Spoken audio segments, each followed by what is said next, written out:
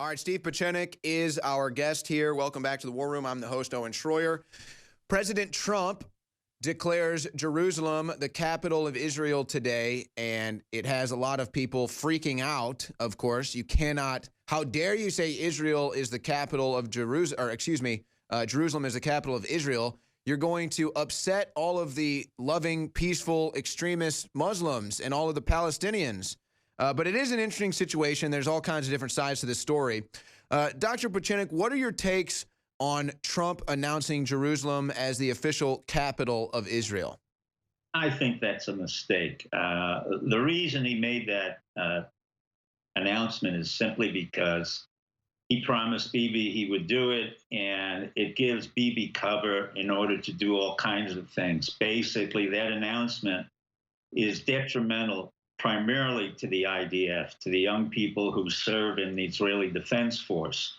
And they know that when they have to go into the streets now, Gaza, West Bank, and elsewhere, they will be targeted. And this is a very dangerous statement simply because we know that all the major organizations in the Israeli government are located in Jerusalem, but the notion that Jerusalem is the official capital of Israel is not. It really was putting a major burden on the Israelis and on the Israeli people and taking the burden off of Bibi. Now, I've been involved in the Camp David Accords. That was done primarily by President Carter, and it was done through the auspices of Cyrus Vance and Stanfield Turner of the CIA, and it was involving a lot of Foreign Service officers. But each individual involved in that accord, including Menachem Begin, whom I knew informally, gave up land for that. Sadat gave up the notion of war. In the case of declaring Jerusalem as the capital of Israel, Bibi gives up nothing. He never has given up anything. And Bibi has been in trouble for a long time. And from my point of view, it's time that Bibi has to go. The issue of the American embassy, it's already there for the most part, and most of the Muslims know this, the Israelis know this, but it places a lot of our allies into a very deep state of danger. In particular, King Hussein of Jordan, who's been a very close ally of the United States. He supported much of Israel's activities and has really been very effective along our lines.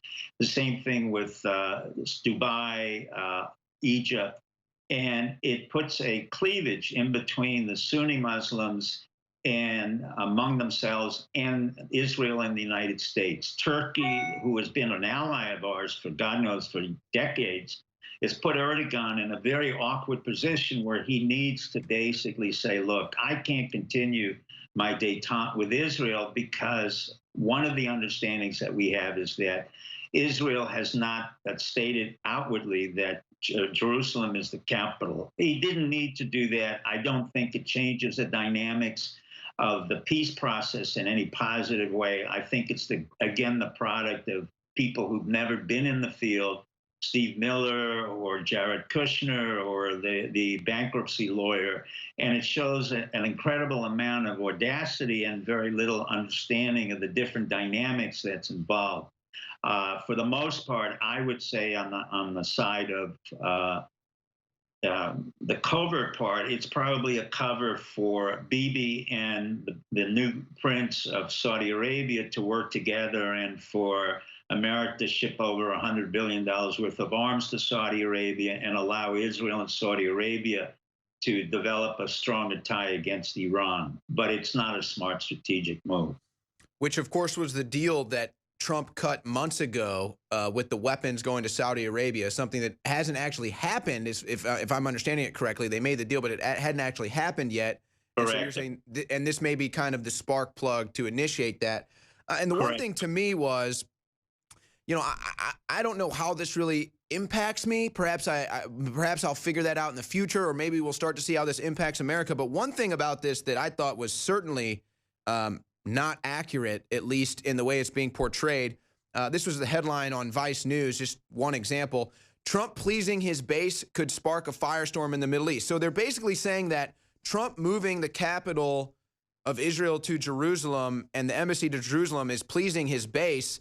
Well, I don't find that true. I don't remember Trump's base chanting, Jerusalem is the capital. Jerusalem is the capital. No, I remember them chanting, lock her up and build that wall. Yeah, actually, you're quite right, Owen. I don't remember that. I think you're absolutely right. That was not an issue in the campaign, and he made a statement to a group of Jewish individuals, none of whom I know really served our country. They were all neocons, and many of them have dual citizenship, like Michael Chertoff with Israel and the United States. But that was not an issue in the campaign. And if they're implying that the base is Christian evangelicals, I don't remember any of them saying that we had a state as Jerusalem as the capital. So that was not the basis. So when you're right on, I didn't So, hear that. yeah. So, again, and I just want you to kind of reiterate what you stated before, but in a more precise manner. So, who does this move please? Who does Trump make this move to please? What chess pieces on the board is he trying to move around here?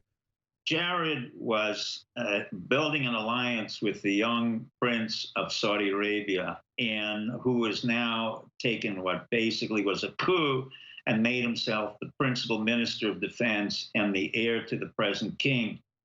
At the same time, the weapons have been promised to Saudi Arabia, and then Saudi Arabia and Israel want to make a closer alliance, which they've always had, by the way. This has not been a great secret in the State Department, but they've made a closer alliance so that they can confront Iran. And this is all about an issue of trying to drive Iran out of the Middle East, and it won't work. Iran has been there for centuries. Iran is Persian. It's not really Arab in any way. It's a Shiite country. It hasn't in any way attacked America. I mean, basically, when we went into Iraq, they said, look, you're making a big mistake, and we're going to take over Iraq. When we went to Syria, we made a big mistake. They took over Syria. They took over the eastern part of Saudi Arabia. They took over part of Bahrain, and now they're in conflict in Yemen with Saudi Arabia. So this is a continuation of a proxy war. We don't need to overtly be involved in this proxy war. We were supplying actually both sides, but at this particular point, Trump thinks he's going to supply the Saudis. There isn't money there for that $100 billion weaponry, and I don't think the Saudis are going to continue with the young prince. If I were a colonel in Saudi Arabia, I'd have a military coup within 48 hours and get rid of that prince, because he's totally ineffectual and totally disastrous for the young people of Saudi Arabia. They have 40% unemployment. They have a 50% problem in drugs and addiction to high addictive drugs.